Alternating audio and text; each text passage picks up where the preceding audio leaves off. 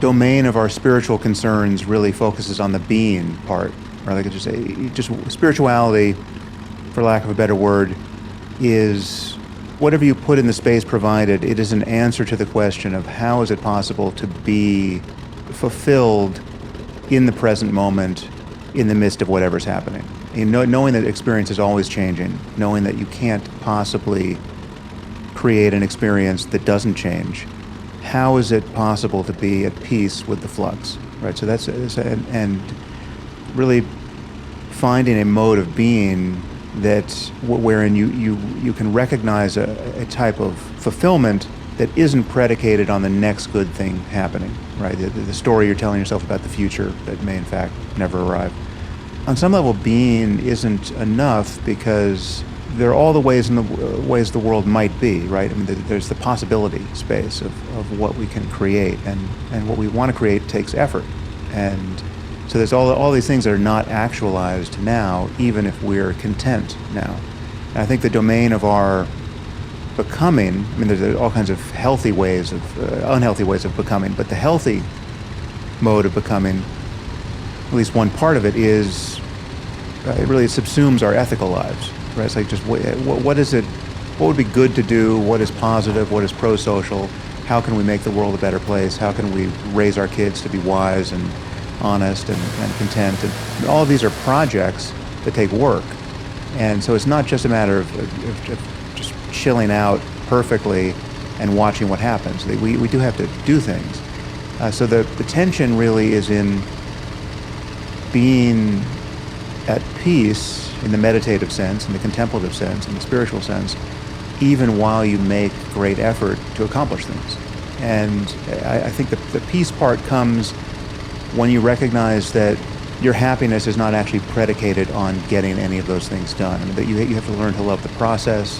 You have to learn to recognize that goals themselves, as valid as they might be to achieve, the experience of achieving them is very brief, and it has this mirage-like quality where it recedes. I mean, you've been thinking about this thing for a year, and you finally get to that landmark, and what is it? Well, it's just another moment of being alive, and now you've got your thoughts about the past and the future still, and the question is, can you actually make full contact with the present moment? And so in the quote you read, my main point was, most people, if you don't know how to meditate, you're basically trying to arrange the world to give you a good enough reason to recognize that the present moment is enough. Right? And once you actually know how to meditate, you can sink into the present moment regardless of what else you're struggling to accomplish. And so you can sort of take the goal as the path, right? I mean, kind of emotionally and cognitively, you've already arrived in terms of your own concerns about your own well-being, and yet you know that life is also an unending series of problems to be solved, right? But we're all going to die, right? It's not there's no solution to the massive problem of impermanence, right? So we have to find some mode of being at peace with impermanence, and that's where the contemplative life comes in. So we're talking about pursuing peace. We're talking about pursuing this ability to navigate between, as you were saying, being at peace with where you are now, but at the same time growing and progressing and loving the process as well. How do you define, just for everyone who's listening, because I know you do this a lot in the book and in your work as well, how do you define spirituality and how do you define religion so that people can just make sense of those terms as we use them throughout this conversation? Yeah, well, I tend, as you probably know, I tend to be a critic of organized religion because it just forget about the tribalism that religion so often engenders and the conflict born of that tribalism. I just think we need a 21st century conversation about human wisdom and human happiness, and spirituality is a word I use, although I use it somewhat in scare quotes because people have associations with it that I think are just not helpful. So my argument is really, you can have a 21st century conversation about reality and how to live within it, or you can have a 7th century conversation or a 5th century BC conversation. I mean, you can locate yourself at any point in human history, or you can, at this moment, decide to avail yourself of all of the best ideas and just recognize that we have really a common inheritance of wisdom and insight, and we can use whatever works, right? And ultimately, we have to be the best judges of what works, given the needs of the moment, given technological changes that could never have been foreseen by our ancestors. Right? So whether we do this with the U.S. Constitution, or we do it with the Bible, or we do it with the Pali Canon, the Buddhist scripture, it's just you can. There's no question that our ancestors have created documents and ways of thinking and methodologies, science being one, the contemplative practice being another, that are incredibly valuable to us. But we have to recognize that in this moment in time, all we have is human conversation and human intuition and human insight by which to navigate. And so I just, for the religion piece, to be dogmatically attached to a specific religion as though it were the one true way of seeing everything, it just doesn't make any sense to me at this moment. And it's analogous to wanting to say that physics is a Christian phenomenon because the Christians, for the most part, were the first people to actually make real breakthroughs in physics. Well, it's just, there's no reason to speak of Christian physics or Muslim algebra, and ultimately I think there'll be no reason to speak of Christian or Buddhist or Hindu spirituality. I think we have a common human project, and whatever is true of the human mind and its possibilities, there has to be a way of talking about that truly transcends culture and certainly isn't sectarian in any usual sense. In the same way that science, when it's working, transcends culture and isn't sectarian. There's no Japanese science versus American science versus, there's just science. Spirituality, for better or worse, is a word that I think we still need to use because I also talk about the contemplative life or wisdom traditions and specific practices like meditation, but it names an approach to well-being that isn't predicated on all of the usual seeking to become happy, right? So it's not about getting wealthier, it's not about getting healthier and fitter, and those are all worthwhile projects, and they're not in conflict with spirituality. But the spiritual piece in spirituality is how is it possible to pay attention in this moment so as to not suffer unnecessarily, right? And what are the actual mechanics of our psychological suffering such that we do suffer unnecessarily so much of the time? And when you look closely at all that, it really is a matter of being lost in thought almost all of the time. And there's kind of this waking dreamscape of thought where we're talking to ourselves moment to moment, we're not aware of it. And so much of that conversation is an unhappy one. And meditation is really a way of breaking that spell and waking up from the dream of discursivity and identification with thought, such that you can recognize that consciousness, that by which everything is seen and known and experienced and felt, right? Just the qualitative character of your own being in this moment. Consciousness has certain qualities that are intrinsically peaceful and gratifying and free of problems, right? And it's really the layer of thought that we fail to recognize all that and feel that our every waking moment is some form of emergency that has to be responded to or reacted to. Yeah, and I think the way you define spirituality and the way you talk about it, I feel like it's definitely more and more appealing today. I think it's definitely something that, as you said, we need a 21st century version of what we're pursuing and how we think about reality. And I think those conversations are happening more often and more strongly and in more important circles. I have this question because I've often thought about this. You've well documented the pitfalls of organized religion and the challenges that come with that. What do you think of the pitfalls or challenges of spirituality in the fact that we move away from something, as you said earlier, was like, this very defined, structured way of living that we've now come to look at it and gone, okay, that doesn't make sense all the time. And at the other end, we have a complete kind of open paradigm of spirituality, which can often be confusing, lacking structure, lacking somewhat of a map. Like, do you see certain pitfalls as to how we practice and become contemplative about spirituality? Yeah, well, so I should say that much that goes by the name of spirituality is also something that is worth being skeptical of, right? There are many beliefs that people form, and many of these are imported from religion. They just can't be squared with a sophisticated scientific view of just what reality is like. You know, it's not to say we've figured everything out. I mean, we certainly haven't, but we just know that certain superstitious, magical, otherworldly beliefs are just not likely to be true. And yet, the most important spiritual claims traditionally, like the fact that unconditional love is a possible state of mind, right? Or that the self, as is normally felt and conceived, is actually illusory, right? That we're taken in by a powerful illusion of separateness, and that feeling of separateness can be inspected and ultimately penetrated and felt through and felt beyond.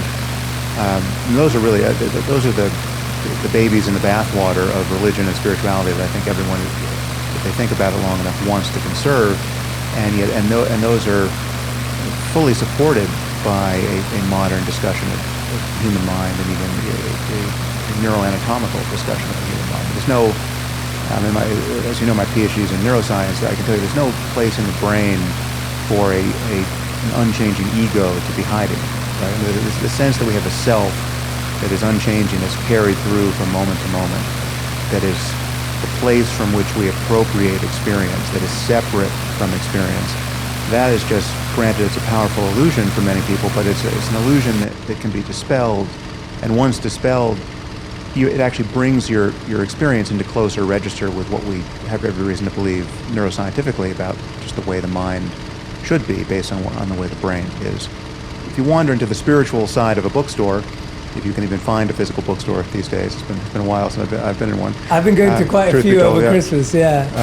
But they're few and far between at the moment. Yes, definitely. But so in that section of the bookstore, there's a lot on the shelves that is bogus or semi-bogus or filled with wishful thinking and not so interesting intellectually or ethically, frankly. But there's a lot that is truly valid, and I think we just have to become wiser curators of the totality of human conversation and the world's literature to find what is worthy of our credence at this point. And this is what we do. We do this naturally, and I think we just need to be honest that we are the ones, like when you go to an ancient text, when you go to you take your favorite spiritual or religious book, in almost all of them, there are passages that are obviously anachronistic and just not suited to a 21st century view of how we should live, right? So there's a lot about how to sacrifice goats, in the Old Testament, and it's just, if it was ever useful, it's not especially useful now. People effortlessly ignore those passages, and that's fine. So you're performing editing on the fly, and then you find a passage in Ecclesiastes or Jesus giving the Sermon on the Mount, and the Golden Rule, and you say, okay, this really encapsulates a lot of wisdom, and it's very hard to improve on the Golden Rule. The Golden Rule is a fantastic heuristic for just living ethically with people. So great. There's nothing we need to believe on insufficient evidence to use the Golden Rule as a great kind of navigation tool ethically. And when you think about ethics and morality, it really is a question of what to do next. And we're always faced with this navigation problem, essentially. There's this total space of possible experience, individually and collectively. And we're trying to figure out how to navigate in this space, given the possible experiences on offer. And the truth is, there are horizons here which we can't see beyond. We don't know how good life could get for us individually and collectively. And there's so many things that are in play now. I mean, we are living in a time where it's possible for us to change our own genomes ultimately, right? I mean, there's not many people doing that at the moment, but that is just a few short years away, where we're going to be confronted with the question of, do you actually want to modify the genes that are expressed in your body and brain and even in the germline, so we're talking about the inheritance of your future children. So we can do in a few short moments what evolution has been doing for hundreds of thousands of years in our case, and millions and millions of years before that. So these are choices that we have always had to make, but now we're making them in the presence of increasingly powerful technology and our engagement with the internet and information. I mean, we're finding it hard to even have a conversation about the most basic facts now at scale because there's so much misinformation, and much of our conversation is being piped through these social media platforms, which are essentially outrage machines, right? They're preferentially amplifying the most agitating and divisive content because that's what spreads faster, and they're amplifying misinformation more than the debunking of misinformation, right? So there's a kind of an asymmetric war of information here, and so we've got these. Functionally, we have the genes we had, with a few tweaks. We have the genes we have maybe 75,000 years ago, right? So we are these ancient primates now armed with nuclear weapons and an internet and increasing and AI technology now, and we're continually faced with the conundrum of what to do with all of this, and how do we solve these massive coordination problems where we get now 8 billion strangers essentially to cooperate peacefully.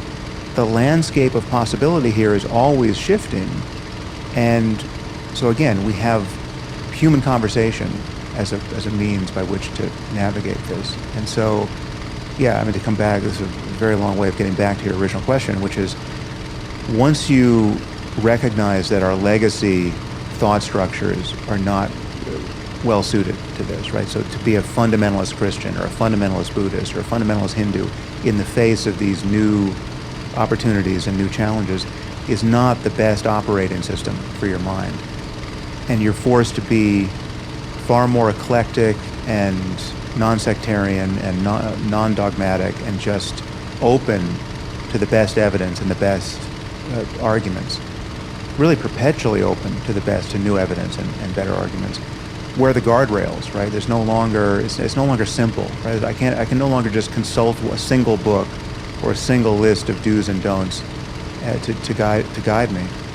Ultimately, it's a far more flexible and intelligent way to proceed because just ask yourself, do you want your next decision or your decision 10 years from now do you want to be available to the best evidence and the best arguments at that moment when making that decision or not? Do you want some belief system that guarantees your unavailability, right? Do you want some kind of cognitive and emotional closure that walls you off from better arguments and better information? I think almost no one would sign up for that kind of, that's ignorance by another name, right?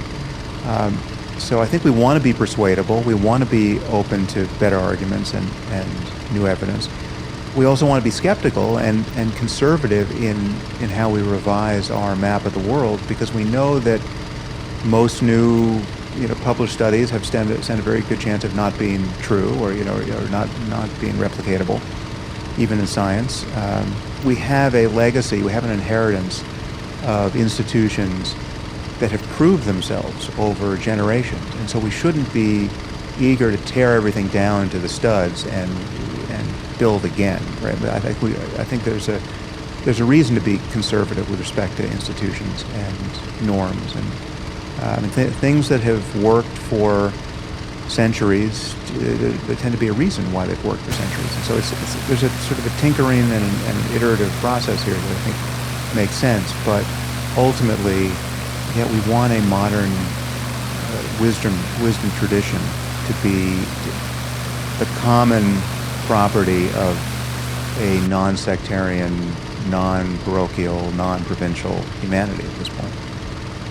But that nicely comes back to the waking up part of your work, right? The idea that we can't create something or use something fully aligned with human values because we as humans aren't fully aligned with human values.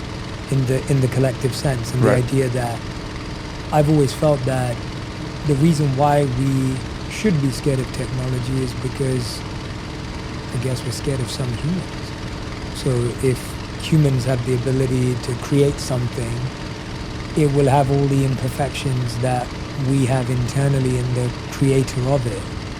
And so it will inherit all the same manipulative tendencies, exploitative tendencies. It's hard to free something of that if you inherently build something with that.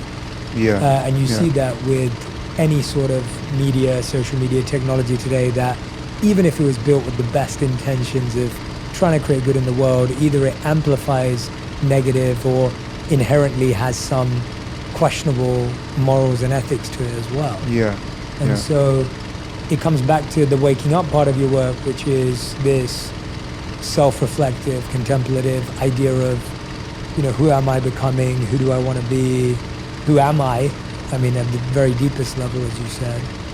One word that I've always loved from my studies was this idea of the word purifying. Like there was a need for purification of some of these elements, and you talk about this in the beginning of your book when I believe it was one of the first times you did MDMA, and then you had this feeling of like complete love for your friend, free of envy. And when I was reading that, I was thinking about how much this word purification is often not talked about, but it's probably my favorite word that I've learned through my study of the wisdom traditions, because to me I was thinking, what's really required, as you said, is that love's already there. It's already there. It's not like you're finding or discovering something, but there's almost like a detoxing, a cleansing, a letting go of these other things that cloud our ability to be that. Is that part of what you're doing, what you feel meditation achieves, or no, that's a completely different thing as well? The thing you want to accomplish is already accomplished, right? I mean, there are dualistic and non-dual ways of conceiving the whole path of practice. And the dualistic way is very much a purification model, which is there's something that's like currently dirty, right? Yeah. And you can clean it, and it's going to take effort to clean it, right? And so and I would argue that most spiritual traditions are framed in that way, and there's definitely a place for that, but the mature approach to meditation practice is, and the one, frankly, that is just free of the stress of seeking, is to recognize that consciousness as it is, ordinary consciousness, regardless of what its current contents are, regardless of what you're currently experiencing. You could be feeling a classically negative emotion, and you could have just gotten angry, right? And then you remember, oh, wait a minute, I'm supposed to be meditating. Okay, what's true now, right? And the physiology of anger hasn't even had time to dissipate yet, right? So that'll happen over, tens of seconds, right? But still, in this, if you know how to recognize, what I call over in Waking Up, consciousness without a center, in that first moment of just recognizing that you are the condition in which anger and everything else is appearing, there's already no center to that condition. There's already no ego in the middle of it, and it doesn't actually get emptier of self than that ever. And even if you have a very different experience, I mean, you take MDMA and you feel unconditional love, or you go on a long meditation retreat and you get really concentrated and you're just regularly having experiences of bliss, say. So it can be very drug-like. All of those changes in the contents of consciousness are transitory. I mean, you take a drug and it's going to wear off. You get very concentrated and you feel bliss, but when you're watching Netflix 2 weeks later, you're not concentrated in that way, and you're doing something else with your attention, and presumably you're not going to be blissed out in the same way. So all of those changes in the contents are temporary. What's not temporary is the availability of this recognition that there's just this open condition in which everything is spontaneously appearing. Thoughts and sights and sounds and sensations and emotions and moods, and the energetics of experience is always occurring in a condition that is fundamentally mysterious, really. And it's not, because if you engage it prior to concepts, there's a layer at which you can just think about it and describe it in psychological terms. There's a lot to understand, correlating changes in our minds with changes in the brain, right? So there's a possible neuroscience of contemplative experience, and people are doing that work. But as a matter of your own experience, there's this ever-present mystery that anything is any way at all. I mean, like, you don't know what you're going to think next until the thought itself arises, right? It's just because you'd have to think it before you thought it in order to know what it is, right? So it's just, on some level, you are a witness to everything that's appearing. And in the beginning, it feels like the witness has the structure of a self, of a subject. But as you look into that more and more, that structure goes away, and there's just this condition in which everything is appearing. And that doesn't feel like I. It doesn't feel like me. And whatever feels like I or me is yet more appearance. It can be just a pattern of energy on your face or a contraction in the body.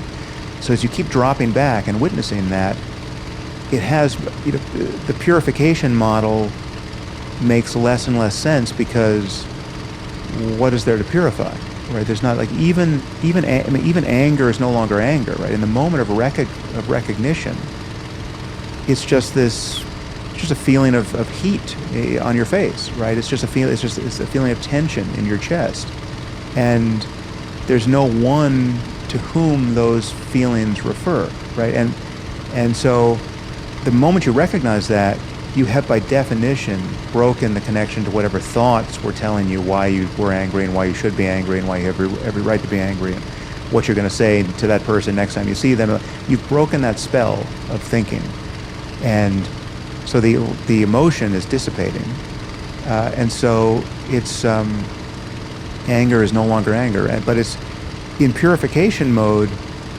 It is still possible to do that dualistically. I mean, in the beginning, when you're practicing, what I tend to teach over at Waking Up is a technique called mindfulness, which most people engage dualistically in the beginning, where they're strategically being aware of sights and sounds and sensations and the breath and thoughts and emotions. And so even dualistically, you can learn the difference between being lost in thought and identified with an emotion like anger and just witnessing it from a point that seems to be outside of that thought and that emotion.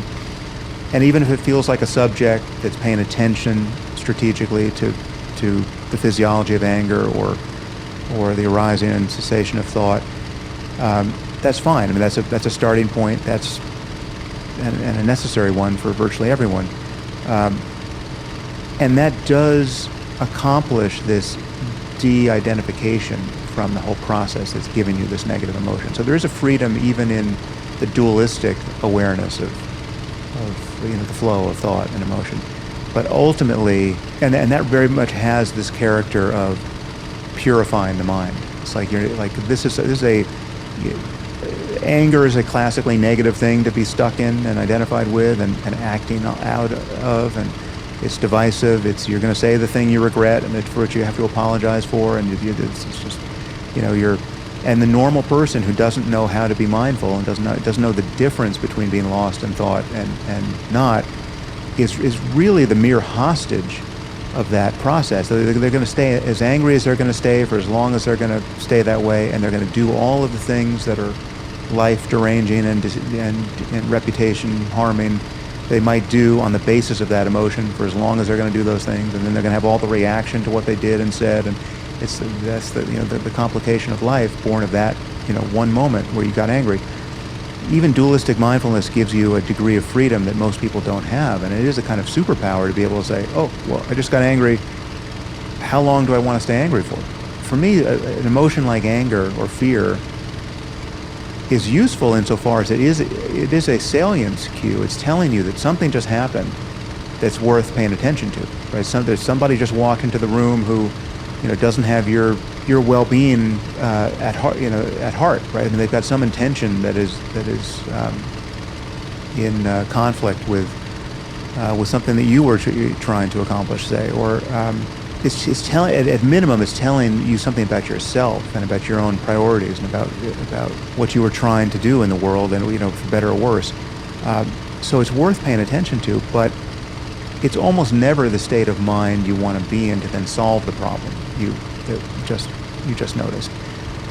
So I'm not saying that the goal is to be completely without any capacity for anger or fear or any of these emotions, but I do think psychological health and just the health of one's relationships and just the whole project of living wisely in the world is more and more the result of being able to get off, to unhook from that negative emotion more and more quickly. I mean, I think you want to stay angry and fearful and even sad for much shorter periods of time. Absolutely, yeah. And then then there's just more to recognize about the circumstance. It gives you a degree of freedom by which to navigate. Yeah, no, I fully agree with that. Whenever I get asked that question, which I'm sure you get asked a lot, it's like, well, don't you ever get angry, or don't you ever, get upset or sad? And what you just said has always been my response, that I still feel anger, I still feel sadness, I still feel envy. I still and always believe I always will feel all of these things, just for less and less time. Yeah. And I don't think I'll ever get to zero, just as you could never run a mile in 0 seconds. I won't ever get to a point where I'm able to deal with it in 0 seconds. It's just not going to be possible. Right. Because it needs to live. I think there are more impersonal and ethically necessary modes for these emotions that I don't think we want to get rid of. And I think outrage, moral outrage, has its place, and it is the basis from which we would react to grave injustice in the world. But it doesn't have to be. It's not a personal anger, right? But you see something, some unnecessary harm being created deliberately by deeply unwise people in the world, and you just think, all right, this is an emergency. This is worth responding to, right? And that can feel that the energy of anger can be behind that. And so I would tend to call that outrage rather than anger. But I think moral outrage is useful. But it's just the question is, when does it tip over into personal psychological suffering that actually diminishes your capacity to do something useful? And that's the line that I think we want to be more aware of. Yeah, let's use that as an example and take it through that process, because I think that's exactly it. Like, I was going to bring that up earlier, the idea that just as the outrage or the emotional experience can stop us from being practical, so too, not to go down this road again, but so too can the skeptical. Like, if you can be overly skeptical and overly analytical and never practically apply anything, because you can constantly find flaws in pretty much most ideas in the world if you keep looking for them. Yeah. So let's take the outrage idea. Like, what does someone do? They feel that outrage, the moral outrage, where they feel pain for the suffering of another. Where do you go from there through your process? Like, what's step 2, 3, 4? Well, I think it's important to be, again, cautious and skeptical of one's own emotional hijacking, right? So it's like you want to know that this isn't a personal, petty, egocentric reaction, and it actually is born of what it purports to be, a compassionate engagement with the world. Like, you actually want the best for other people, perhaps including yourself, but also, I mean, it's like we're all on the same team. That's the mode that you're in, and so it's not an expression of your own greed and narcissism and kind of a self-focused and divisive emotion. But it probably will start at that, right? Well, I think it can have something of that character in that it can have the character of contraction. I mean, outrage feels like anger. It's like it is the same thing that would get you to raise your voice if you were angry, right? It's like you're going to raise your voice. If you're going to raise your voice in defense of humanity, right? Well, you're still raising your voice, right? And so it's just that there's energy behind it, and I think that energy at times is necessary. Or to take it another somewhat adjacent situation, but analogous. It's like, if you're in a situation in which you have to defend yourself from actual physical violence or defend someone close to you. You know, someone's attacked you and your child. So what should you do? They're just kind of lie down and offer yourself up as a human sacrifice? No, I think pacifism is not actually morally the wisest position, ethically.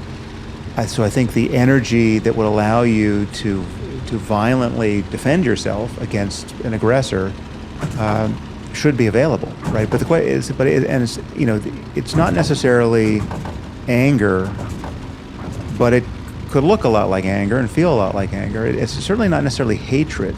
And here I would ask you to consider how you would feel like, defending yourself against a person. You think of somebody, some malicious psychopath who's broken into your house and is now wanting to harm you and your family because that's what he likes to do, right? That's like the quintessential circumstance where you'd feel fear, you'd feel a lot of things, but you'd probably also feel hatred for this person, right?